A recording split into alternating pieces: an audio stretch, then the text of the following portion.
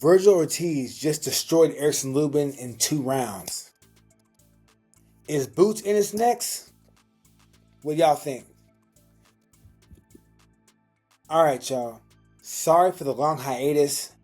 I think I was gone for about a week or so, but I just got done watching Virgil Ortiz versus Erickson Lubin, and that was a blowout, y'all.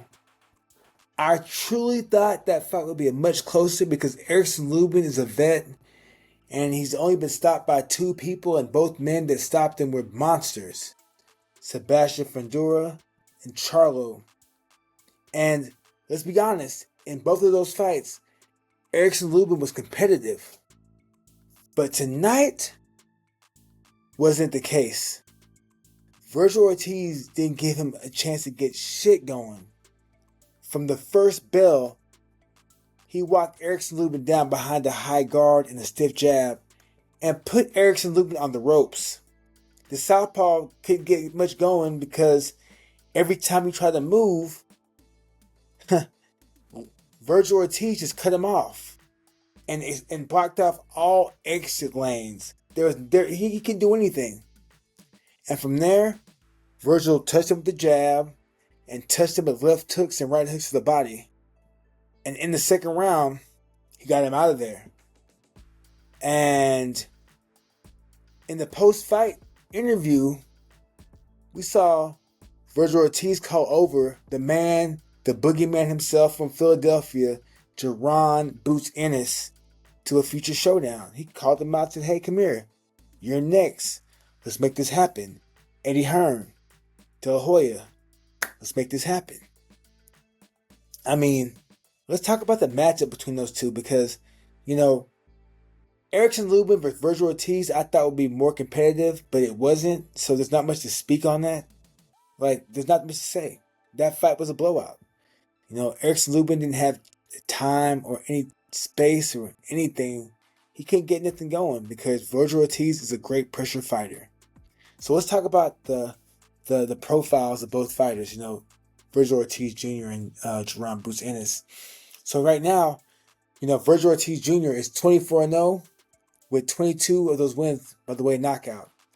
He's 5'10", and he has about a 70-inch reach, and his style is high pressure, it's aggressive, he's a volume puncher, he's a body snatcher, he walks you down, he takes no steps back, and he rips the head and body with ferocious ferocity. His strengths are, he carries devastating power. He has a great finishing instinct, killer instinct, that is. And he has, a lot of confidence. He's defeated 3 of the best fighters in the division. Not Sebastian Fundora. He beat Israel Madrimov. He beat Sergey Bohuchuk. And he also defeated Erickson Lubin. He stopped Erickson Lubin in less than 3 rounds. Now, weaknesses, as he steps up, how will he handle, elite timing and skill? Especially from the switch hitter that's named Jaron Boots Ennis. And also, can he carry that same power versus the higher skill opposition? I guess we'll find out. Now with Jaron Boots Ennis, he's 35-0 with 31 knockouts. And he's 5'10", and he carries a slightly longer reach. It's about 74. His style is that he's highly skilled, he's athletic, he's fast, he's quick, he fights from both stances, he has excellent timing and counters. He's a fighter. Man, he's tough. His strengths, he's polished. He has a high elite boxing IQ. He carries power from both stances, and he was a champion at welterweight. Now weaknesses, moving up in weight class, he gets hit a lot. His defense can be kind of leaky sometimes, and we haven't seen him face the true upper echelon competition, and that'll be Virgil Ortiz. When he faces Virgil, that'll be his first true test at 154. So Virgil Ortiz's path to victory is to close the distance quickly, make it ugly, touch the body as much as possible, don't give Boots any time or space or any time to set his range or rhythm, anything. Just turn it into a war. Because Virgil Ortiz carries the power to finish the fight. Now with Jaron Boots Ennis, his path to victory is to utilize his range, switch stances, try to pick off Virgil Ortiz with counters and frustrate him, frustrate the pressure fighter, counter the pressure fighter with speed and good combinations, and try to be proactive and not reactive. The questions in this fight: can Boots avoid the first wave of pressure that Ortiz brings? Can Ortiz handle the transitions, like when Boots creates these crazy angles, or he changes the rhythm up, or when he's changing stances?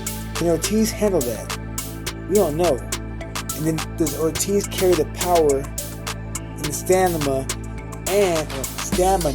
and the sharpness to deal with the sniper in Jaron Boots Ennis for 12 rounds? I don't know. And then does Boots carry enough power and the finishing instinct to stop the pressure fighter if needed? I don't know. But I do know this: it's a close fight. It's a 50-50 fight. And if I'm forced to pick, Ortiz has the power and momentum to get the job done. But Boots has the speed and the technique to get the job done.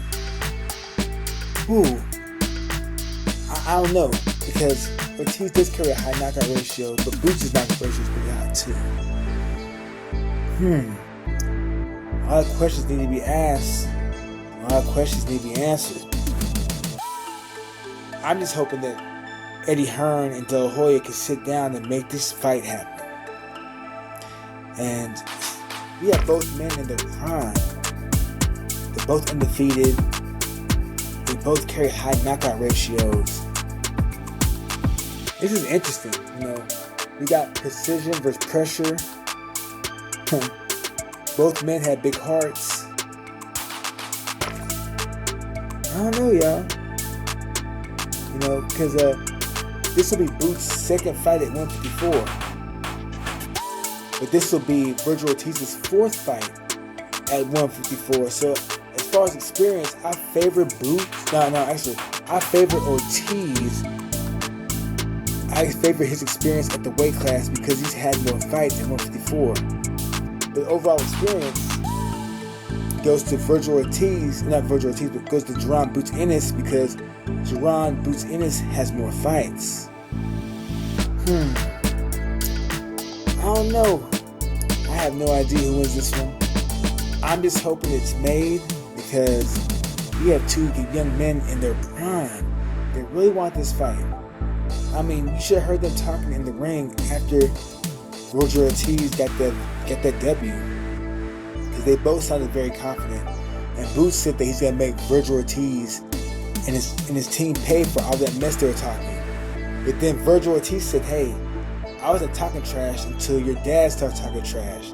So they're going back and forth. A lot of jaw jacking, you know what I'm saying? There's talking. Now it's time for some action. So I'm hoping that the talking gets done between De La Hoya and Eddie Hearn because this fight definitely needs to happen. I'm hoping it happens in Vegas because, Vegas is the fight capital. But man, I don't know. Who do y'all have in this? What do y'all think happens this fight? Will Virgil Ortiz carry the power to stop Boots? Will Boots' precision be enough to stop the pressure fighter from coming forward? Because y'all know this. Virgil Ortiz don't take too many steps going backwards. But Boots will go backwards, forwards, left, right, up and down, and create all sorts of angles. And he can fight well from both stances. But man, Virgil Ortiz can punch, man. The way he dispatched Lubin, that shit was impressive, y'all.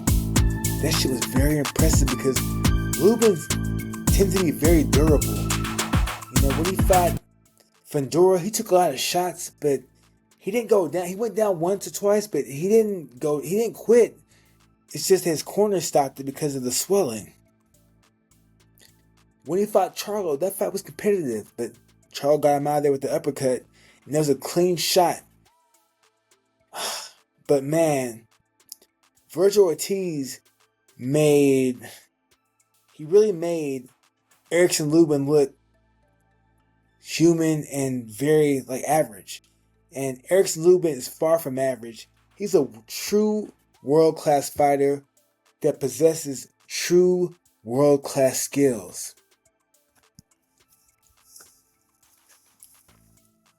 I don't know, y'all. We might have an all-time classic on our hands because we have two young men in their primes that want this fight badly. I go back and forth because I can see how both men can win. Virgil Ortiz brings that pressure and the volume and a strong finishing instinct. But then we have Jaron Boots Ennis, who's very athletic. He's precise, accurate. He creates these crazy ass angles. And he can fight well out of both stances. Ooh. I cannot wait for this one. I really can't because, boxing took a hit in America due to Saudi Arabia. And the heavyweight boxing is bigger and heavyweight boxing in America was king. But now it's big in Europe and big everywhere else but in America. But in America, we have these weight classes like 135 or 140 or 154 that are actually very, very interesting because they're deep as fuck and they're deep with talent. I don't know, y'all. What do y'all think? I think this is a 50-50 fight, but I give a slight edge to Virgil Ortiz because he's had more fights at 154. I think this will be his... When Virgil Ortiz faces Jaron Boots Ennis sometime next year, that will be his fourth fight at 154. And that will be Boots' second fight at 154. But at the same time, Boots has had more fights. But Virgil has a higher knockout ratio and he has faced better opposition. I'm going back and forth, y'all. I'm going back and forth. This is interesting. Well, anyways, what do y'all think? What do you think will happen in this fight when it happens or if it happens? Because in my honest opinion, whoever wins this fight might be the top dog and hold all the cards in this division. We have Xander Zayas, we have Bikram Mutalaev, we have Abbas Baru, and then we have those two. I don't know, y'all. I do not know. But if you think you know, leave a comment down below. Also, subscribe to my motherfucking channel. I should have more people following me than this. I should have way more people following me and subscribe to my channel than this, but I gotta be more consistent. And I will be more consistent in the future. I don't know, y'all. This is interesting. But anyways, if you like what you heard, subscribe to my channel. Like, share, dislike, whatever you want to do. There will be more material coming out.